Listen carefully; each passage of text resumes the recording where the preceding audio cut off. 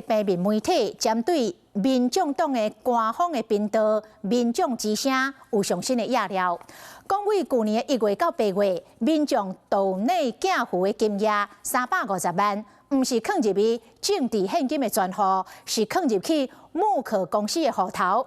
针对这指控，黄国昌真气愤，讲这又搁是甲冷饭提出来炒。那台北地检署是讲已经分案调查。其实我非常清楚的，这个比战户，我们绝对比国民两党干净多了。民众党前主席郭文摕伫因到 YouTube 频道“民众之声”邀请少年人上节目，引起无聊轮流出现。10包吗？还是5包？小草真慷慨，不过民众党副秘书长柯富进前被压了讲。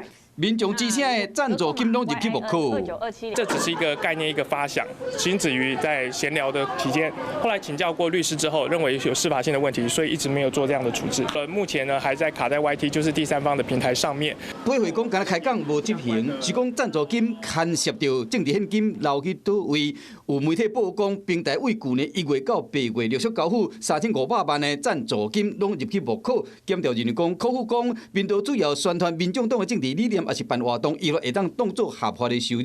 敢若是当时民众党的财务长认讲，捐款袂当超过1万，拒绝提供党内口注。客户则找李文忠，毋讲会使倒领钱。针对这点，北检讲已经另案调查。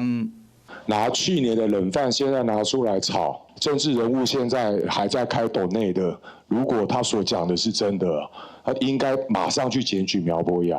民众之声赞助的功能已经关起来，累计金额到去年将近有300万，检调敢若有调查出，目可捌回100万到民众党政治现金的专户。徐府认为，民众之声频道主要是在宣传民众党的政治理念，但是如果民众捐款给政党，依法就是要进入政治现金专户，不可以进入私人公司账户。这部分检调认为可能有涉犯公益侵占等罪。保检表示讲，当初征集的是赞助金的部分已经分案，有关政治现金募款的过程，以及靠码分红，敢有牵涉到不法，嘛将另案去侦办。Hello， 我是林明瑞，想要抢先掌握最及时的新闻资讯吗？赶快订阅、按赞、开启小铃铛，锁定我们华视新闻的 YouTube 频道。